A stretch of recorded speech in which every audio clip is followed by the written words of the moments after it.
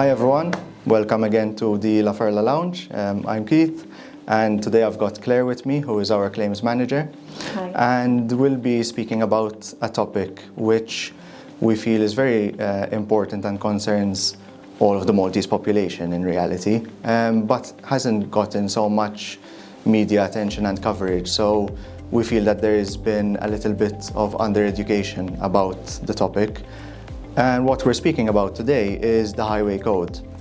The Highway Code is a document which effectively regulates everybody's use of public roads.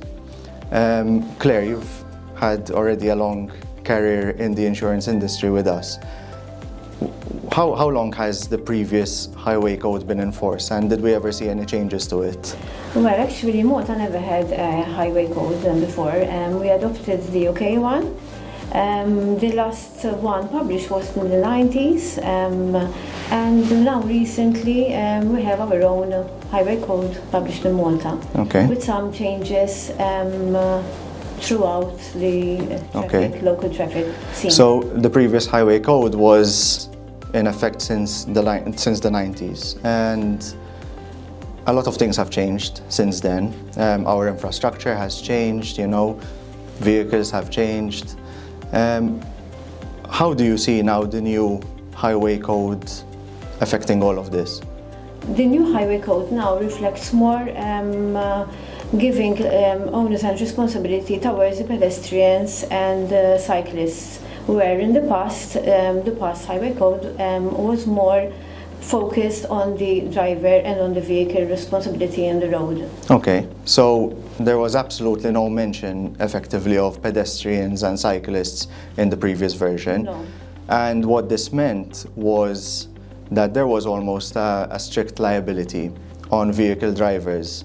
And for people joining us that don't understand maybe the concept of strict liability, which we are used to, effectively strict liability means that if a vehicle hits a stationary object or a pedestrian or a cyclist, then the blame of the accident almost strictly or almost always gets assigned to the car or the vehicle on the road.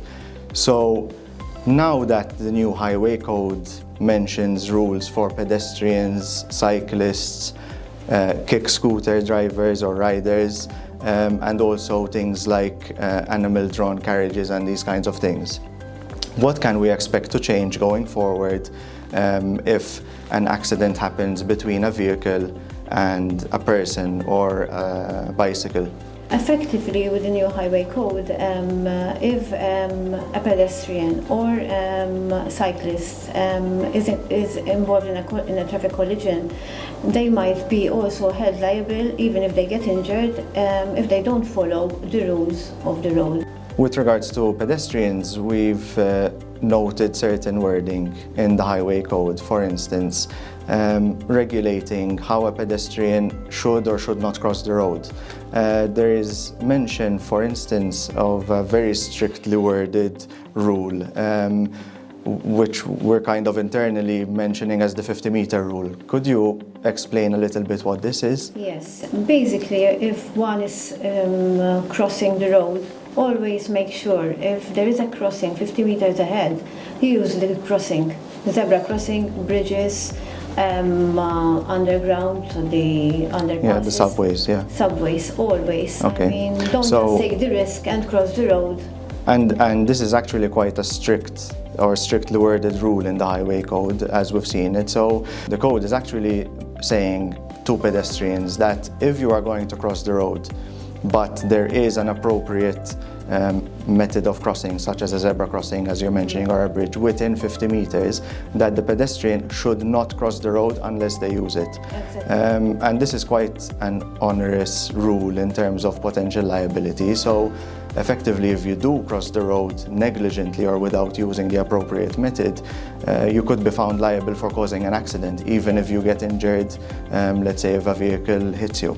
Yes, exactly. I mean, the person not crossing the road and not following the rule have the responsibility towards if there is a possible injury or an accident with a car. Interesting. And there's also some mention of caring for children, for instance, whether they are walking on the road or on a pavement as well.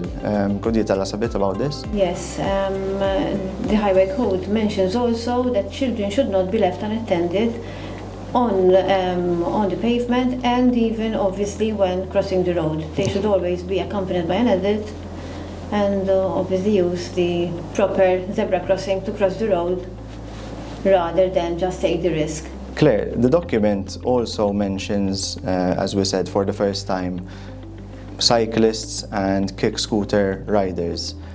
Could you give a couple of examples of what the document is mentioning regarding rules of riding a bike or a kick scooter on the roads? Basically, the document mentions the proper use of these, the bikes and the cyclists, driving always on the correct lane of the road, at night always wear reflective clothing, just be cautious basically, you know. Right, so, and the Highway Code is now actually using words like you should and you must, which effectively means that it is a rule.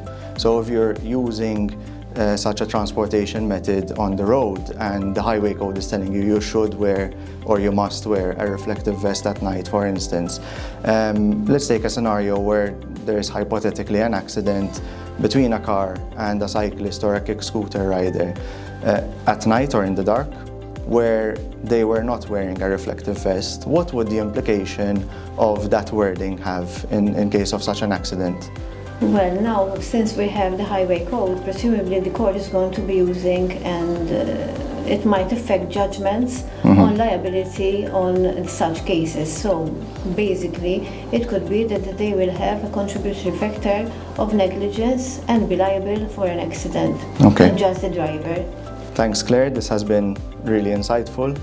We appreciate you sharing your knowledge with us. Thank you. So to wrap up, we're also going to be sharing a couple of blog posts on our website with some more information about specific sections in the new Highway Code, and we'll also make the Highway Code file itself downloadable for our readers.